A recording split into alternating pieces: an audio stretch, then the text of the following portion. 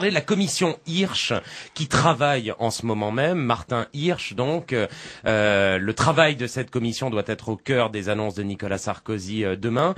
Vous savez déjà, vous qui êtes spécialistes du sujet tous les deux, ce qui s'est dit dans cette commission, vers quel type de mesures on avance, Camille Penny et Cécile Van de Velde?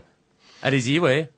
Oui, alors donc les premières mesures qui sont annoncées touchent l'alternance et des formes de contrats qui touchent les 18-25 ans, et donc on reste quand même sur cette catégorisation d'une population des 18 à 25 ans qui peut avoir des effets pervers. On crée encore une catégorie à part, à charge de la famille et à charge des dispositifs d'insertion aidés par l'État.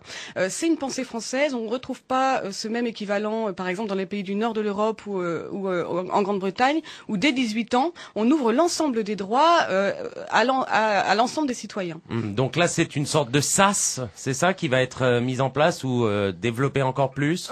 Bah oui, en fait, on a déjà jusqu'ici créé un espèce de millefeuille de dispositifs d'insertion, que ce soit à droite par des allègements de charges, à gauche par des contrats aidés. Depuis 30 ans, on a créé ce millefeuille qui est devenu totalement illisible.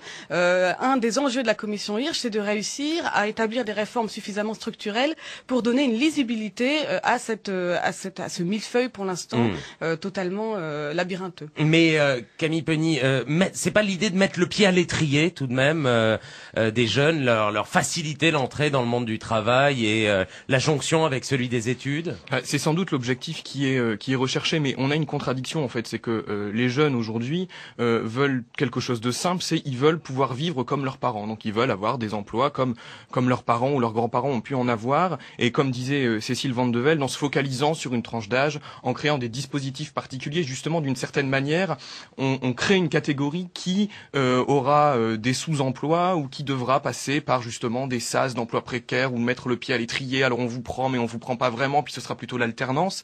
Et c'est contradictoire avec l'aspiration de la jeunesse qui est simplement, non pas de révolutionner le monde, mais de pouvoir vivre décemment, normalement, comme les générations précédentes. Mais alors quel est le bon